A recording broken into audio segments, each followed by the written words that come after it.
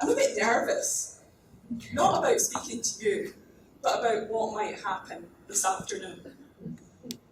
Because I'm going to tell you a story about what happened the last time Bill and I met, and what all the things that came about after that. 4 years ago this week, Bill and I, and a few others from the climate movement in Ireland, were sitting in a pub in Maynooth. Bill might not even remember, he was so jet lagged. Pint of Guinness in hand. Pint of Guinness in hand. And we were just talking. He was there for the kind of launch conference in Ireland of Pope Francis' encyclical Laudato Si, Climate Justice from Evidence to Action. It was sponsored by TROCRA, the organisation that I work for. And we were sitting there really talking about the climate movement in Ireland and wondering how do we kind of put a bit of fire in the belly. We were talking about the global politics and against the backdrop of a pretty dire climate situation in Ireland. Very regressive climate policies and a sense that the policies were captured by powerful vested interests. In Ireland, it's not so much the fossil fuel industry, although they're making their selves felt now, but more the agribusiness, the agri-food sector is the huge vested interest in Ireland. So we were there with Bill, and he talked to us that day about 350.org and about the audacity of the students that had started. I remember him saying, we just gave each of us took a continent, and then we said we'll mobilise, and you're Asia, you're Africa, and that's how it all started. And we were very touched as also by the sense of intergenerational justice that he talked about in 350.org. It was interesting that a lot of the people who were there, there was 500 people at this conference, a lot of them were religious, older religious women who'd come out in droves for the TROCRA conference.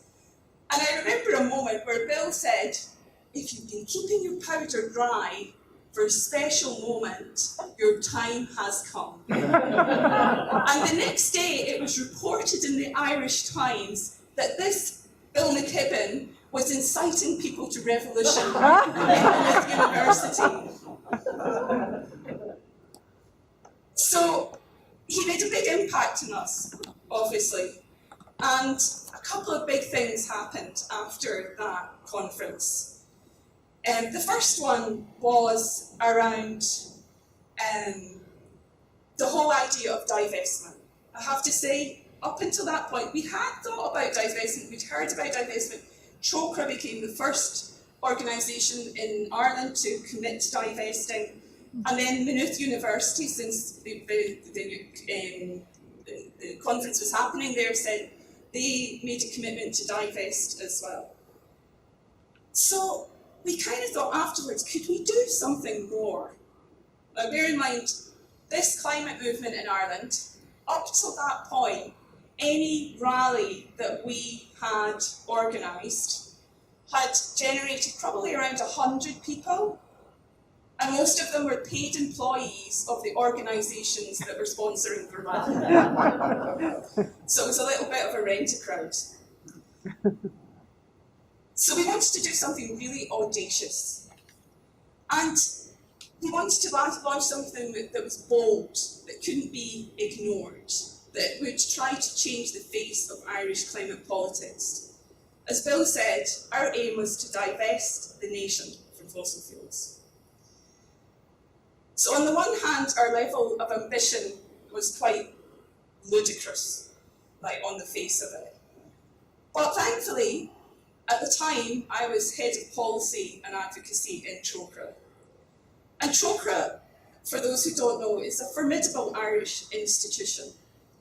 It's the Irish Caritas organisation and has a great history of really leading social justice issues of the day. It was very active in the anti-apartheid movement. It worked really hard around the time of President Reagan's involvement in Central America, and was a very strong social justice organisation. And together with me, I had two very good or amazing policy experts, Cliona Sharkey and Selina Donnelly. And the three of us thought, we could do something here. We could try to do something to get the government to divest from fossil fuels. And we'd identified a potential target for this, the Irish Strategic Investment Fund, which is Ireland's sovereign wealth fund. And Trócaire had previously, I don't know if Bill even knows this, previously successfully managed to get that fund to divest from cluster munitions. So it banned cluster munitions. So we wondered, could we get it to divest from fossil fuels on the grounds of climate justice? So we started doing the research and we found out that it had a certain amount of money invested in the tar sands, in oil and coal. And we saw that, yeah, this would be possible. But we felt we already faced several battles. The first one being that the people in the Treasury Agency told us, you don't need to have law to change this, we just need to change our policy and then we can divest from fossil fuels. But we thought, no, we want to do something. They can always change their policy back. You know, they can swing back and forward. So we said, no, there's something. We heard other advice that said, no, this needs to be legislated for. We can legislate for this. So we decided we would go for that. We'd done all our research.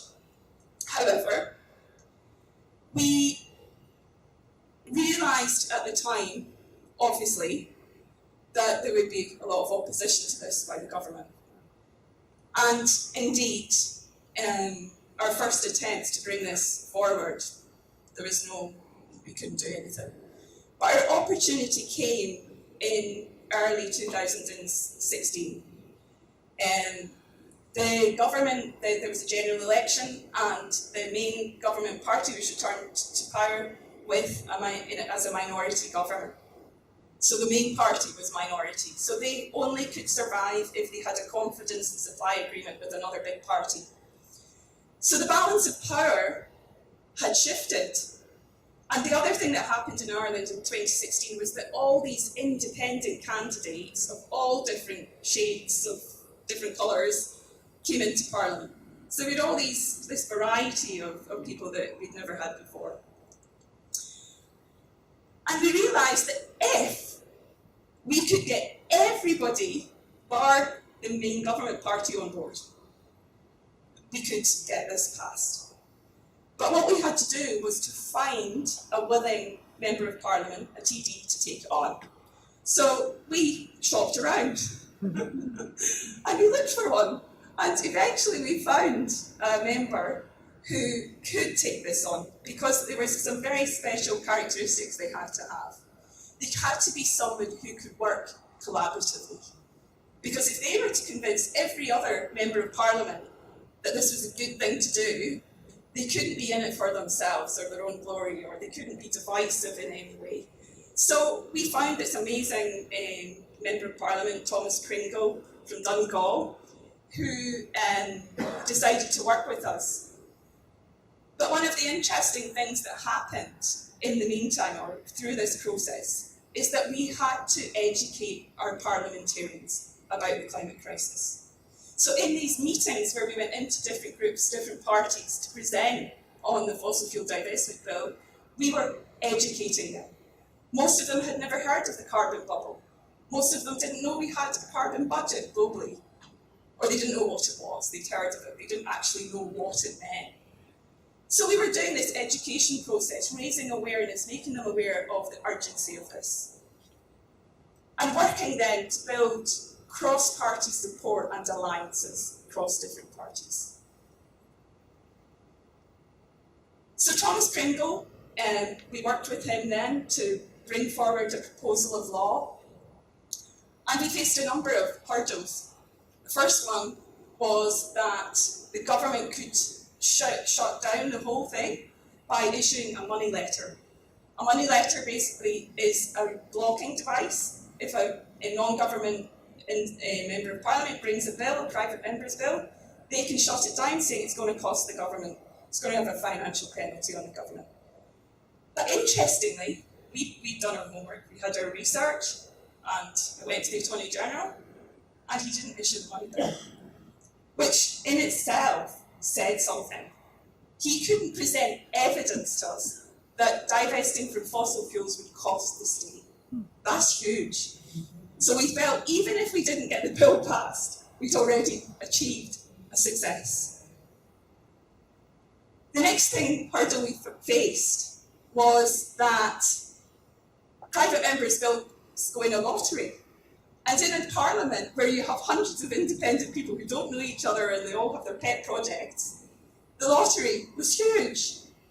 So in December 2016, Thomas Pringle's bill went into the lottery.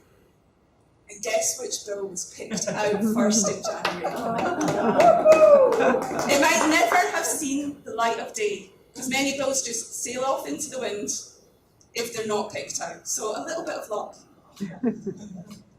And yeah, so it went forward into the House in January, it was debated in February, and then I won't go into all the toing and froing of the actual legislative process, it's too long, but it was a roller coaster ride. What we had to do, and it took from January 2017 until November 2018 to get the bill through. What we had to do was sustain the public pressure, because at any turn, somebody could just try and pull it, or block it, or do something to make it disappear. They wanted it to disappear.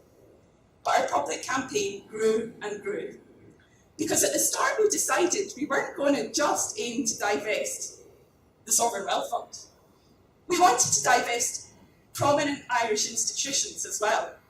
So we mobilised the students in Trinity College to get them to put pressure on them for Trinity to divest, and they were successful.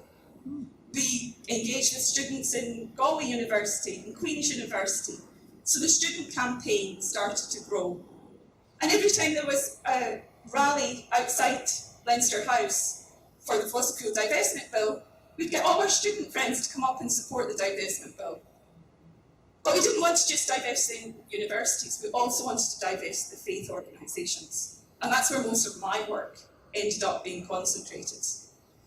Because, as Bill rightly says, as Catholic institutions, there is no logical reason in this day and age to be investing in fossil fuels. The Pope said so last week in Rome when he addressed the finance ministers. Fossil fuels need to stay in the ground. I like to think of it like this. Catholic institutions have a long list of things they don't invest in. Things they consider no-nos, as one financial investor told me, financial advisor told me. It's simple. Destroying the planet needs to become a no-no. And I've said it in that language to several bishops. And they understand it in that, when you say it like that. It's a no-no. You don't do it. So one of the happiest days for me in the campaign was last August, on the eve of Pope Francis' visit to Ireland, when the Irish Bishops' Conference announced their full divestment from fossil fuels. And it was a very proud moment, because the Catholic Church is facing a lot of difficulties and a lot of problems. But the Bishop made that announcement in a packed cathedral full of climate activists and others, and got a rousing standing ovation. It was leadership. And similarly, the Church of Ireland divested, and many religious orders, and many, many more religious orders, and all the dioceses are now lining up to divest in the next 2 years, hopefully. So that's on the divestment campaign.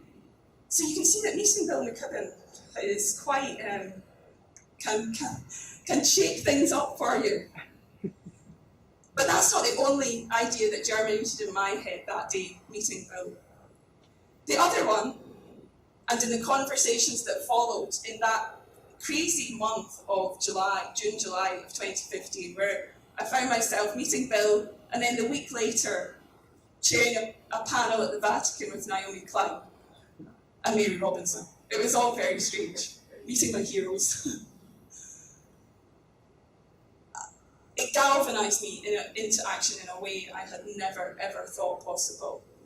Because besides being a policy analyst, academic, and a campaigner, I'm a mum. I've got 2 little boys. And the sense of urgency to what this climate crisis means for me became hugely, hugely evident through my children.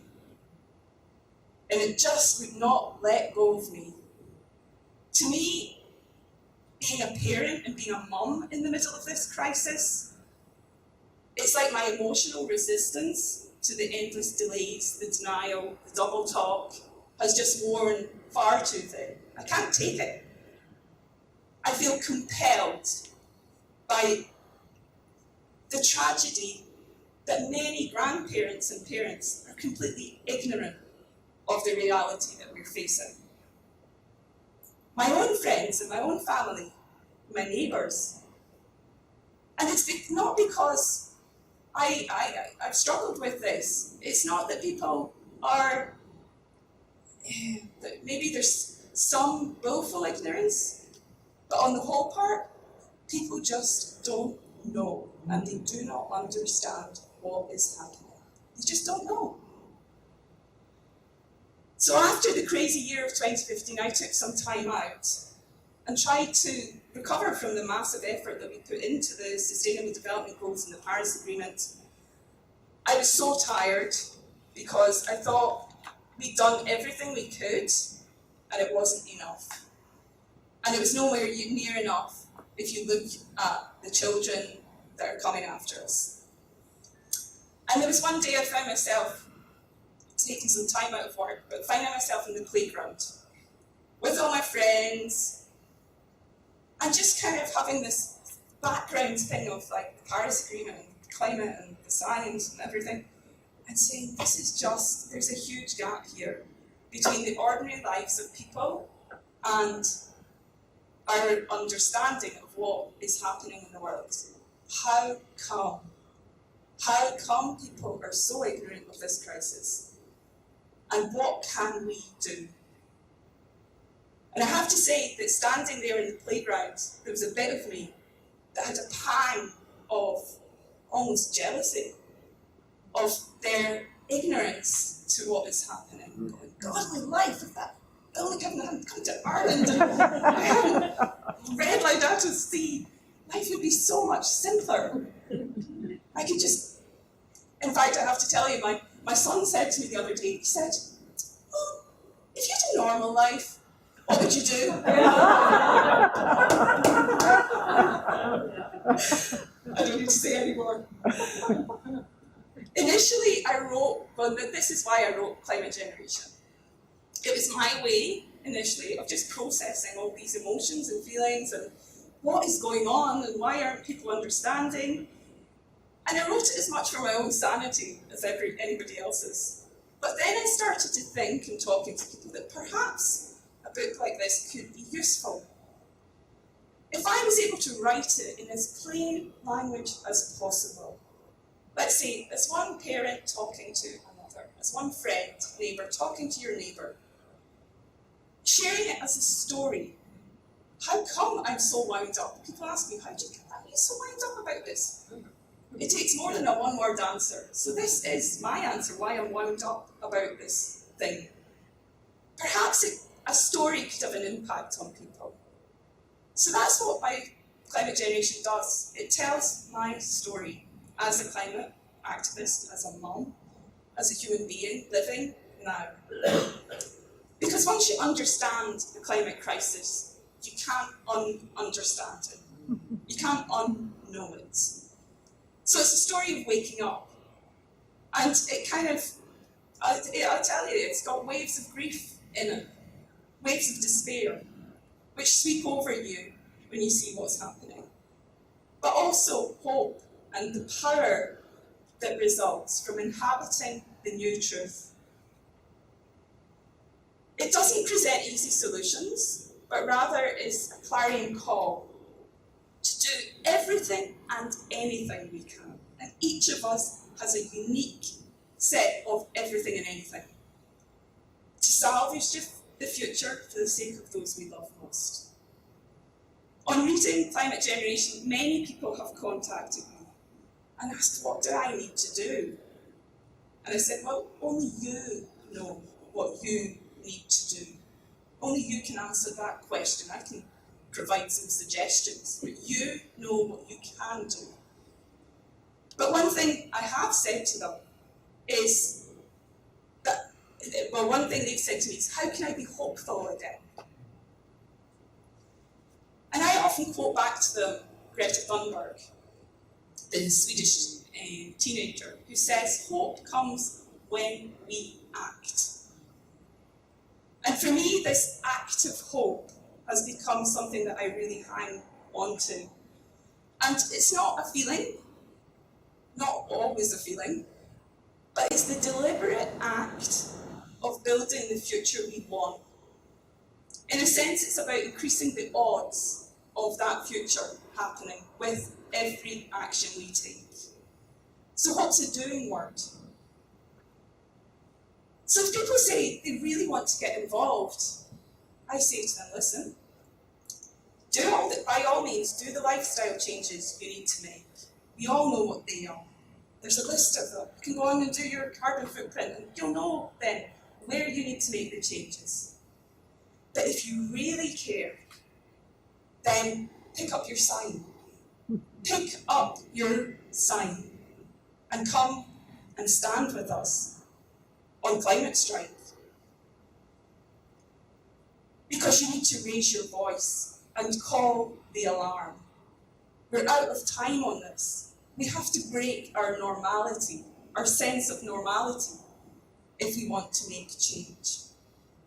And that's why for the past 6 months, I've been joining with Greta Thunberg and all the young people all over the world on climate strike, outside our parliament in Leinster House, and sometimes in Maynooth, in my own town square.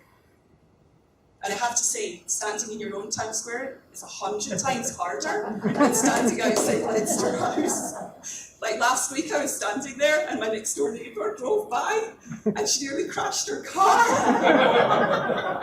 seeing me with my sign.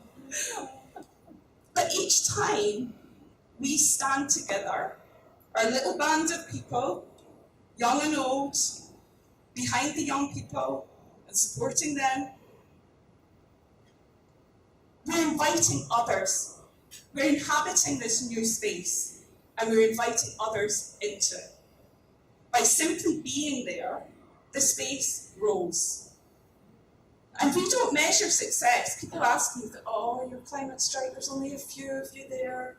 Oh, is it not, as if it's a gate, like as if it has to, like, you've got a counter of how many people you have.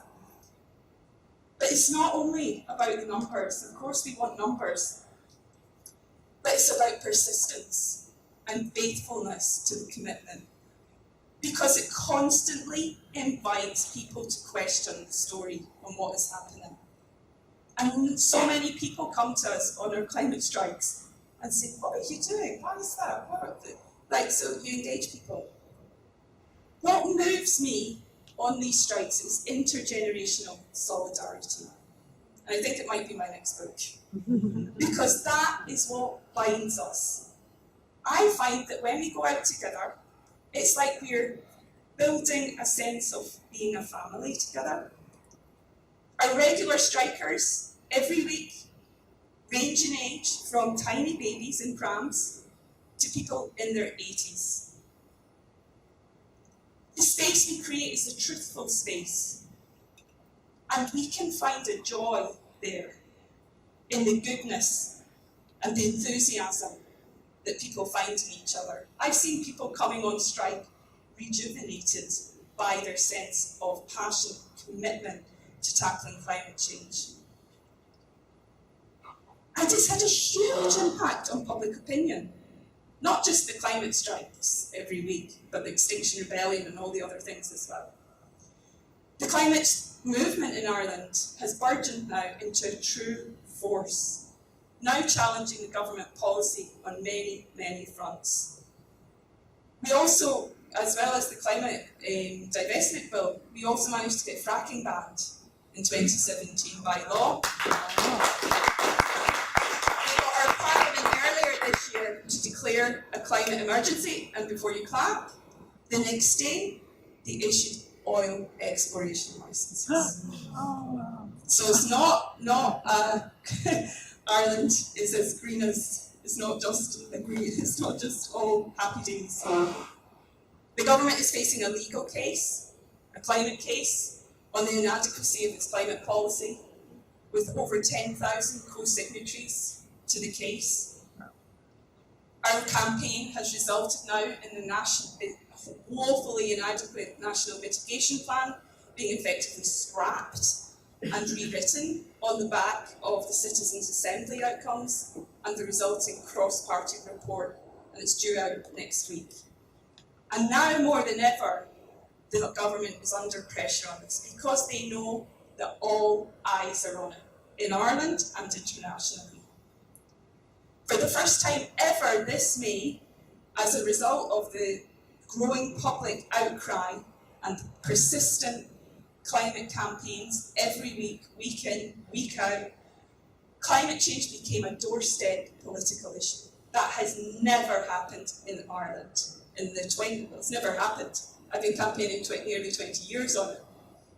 They talk about the grey-green vote for the first time.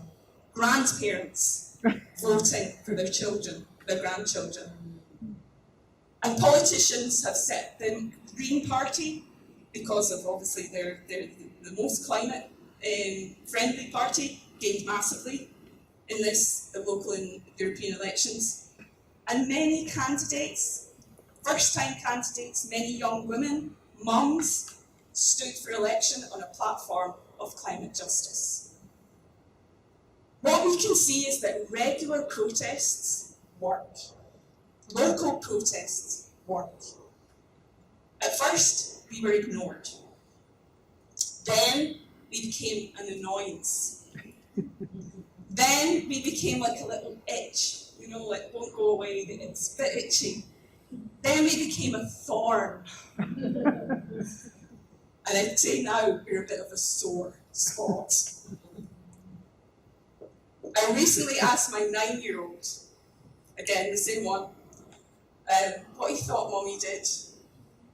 And he said to me, well, I know what you do on Fridays. Your job's to annoy the government.